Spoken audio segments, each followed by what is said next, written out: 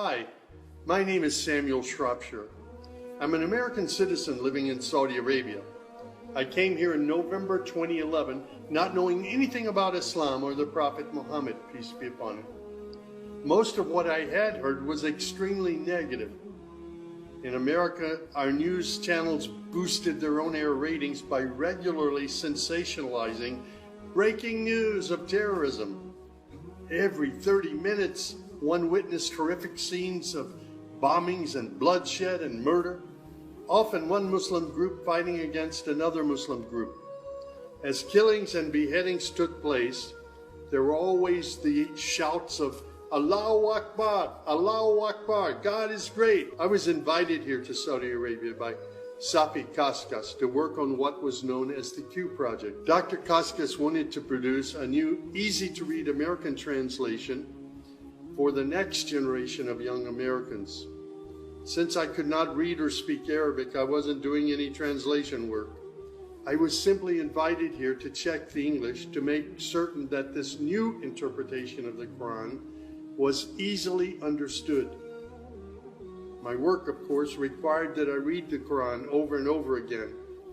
Well, as you can imagine, having no knowledge of Islam, I had hundreds and hundreds of questions. I was shocked as I read to find that Jesus, peace be upon him, was often mentioned in the Quran. Jesus was presented as one of the greatest prophets. And even the story of the virgin birth was mentioned there.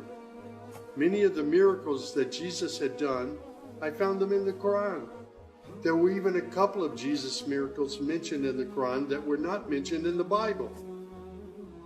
Evenings were mostly spent alone in a bedroom that had been set up for me in Dr. Safi's office. At night, I would stand on the balcony of that building and I would look across a very busy boulevard to a mosque. And I would hear the calls to prayer.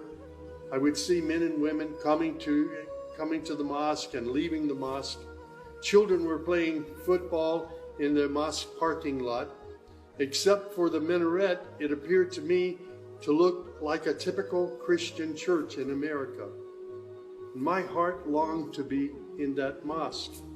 I felt compelled by God to go there. A few months later, I got up the courage to walk down the street and to knock on the door of Taqwa Mosque. Now, nobody knocks on the door of a mosque.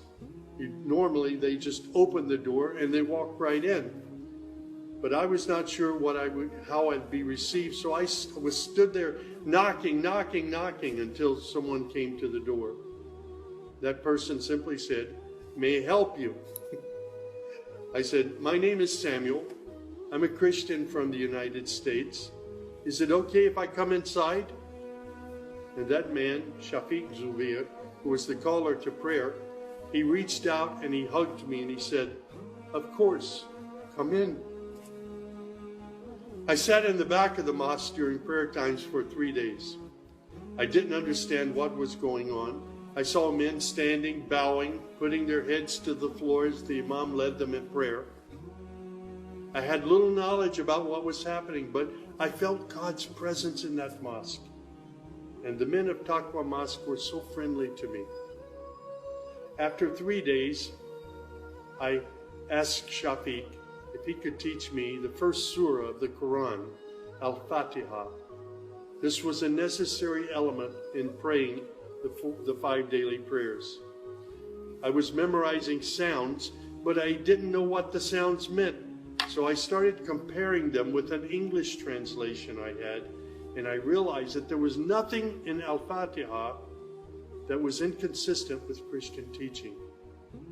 There I read the encouraging words that God was the most merciful, the distributor of mercy and forgiveness. My heart was being strangely touched by the words of the Quran and the love displayed by the men of Taqwa Mosque. Dr. Sadiq Malki would later drive me to the Islamic Education Foundation in Al-Hamra neighborhood of Jeddah, where I said Al-Shahada. According to Islam, we're all equal. There's none above another. There are scholars, but their role is educational. As for the relationship with God, it's personal, it's direct. The faith itself is simple and clear. It's summed up in just 6 points. There is one true God who is unlike any other being. He is neither born, nor does he give birth. He has neither spouse nor offspring. Nothing is comparable to him. He's all-powerful. He knows everything perfectly. He is the most merciful. Secondly, a belief in angels who are indeed the servants of God. They obey God's bidding and they do whatever they're commanded to do. They don't have any free choice. Thirdly, there's a belief in divine revelations. Islam acknowledges that God revealed scriptures including the Torah, the Gospel, the Psalms. However, down through the ages, many of these divine revelations had become distorted and somewhat corrupt. The Quran, which also contains God's revelations, is still intact in its original form. Fourthly, there's a belief that in all earlier prophets and God's messengers, not just Muhammad. They believe in Abraham and Isaac and Moses and Jesus and hundreds of other prophets. They believe that the prophets were the best of mankind. Muslims believe in the last day.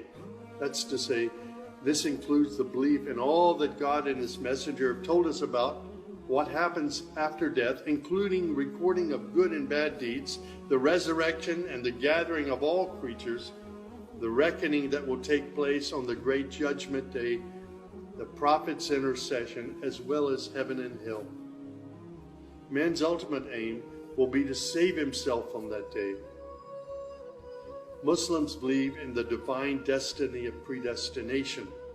Whatever God wills is certain to take place, and what he has not willed will never take place.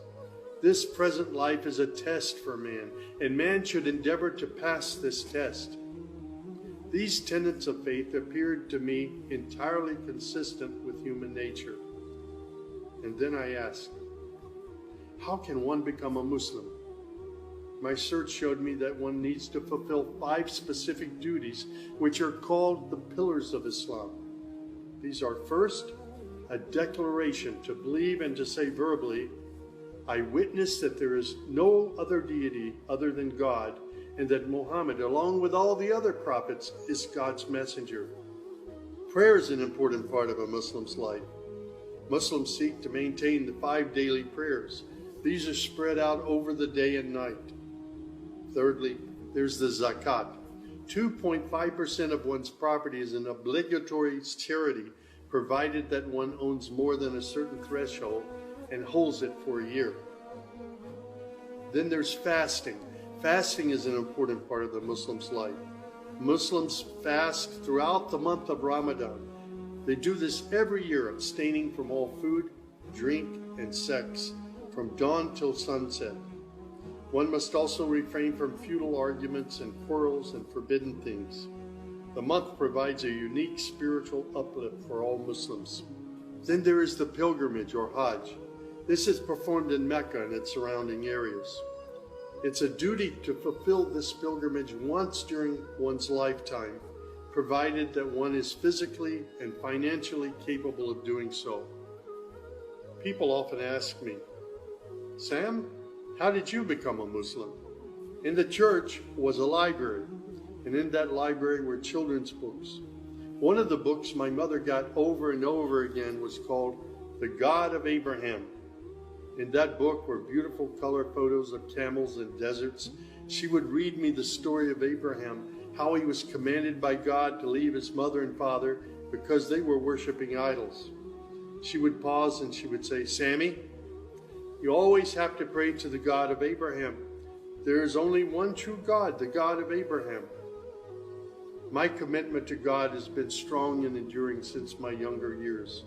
And now I have found absolute peace in Islam, in a faith that I once thought was hostile. I found friendship and hope amongst a fraternity of other Muslim brothers and sisters. I have found a family of believers.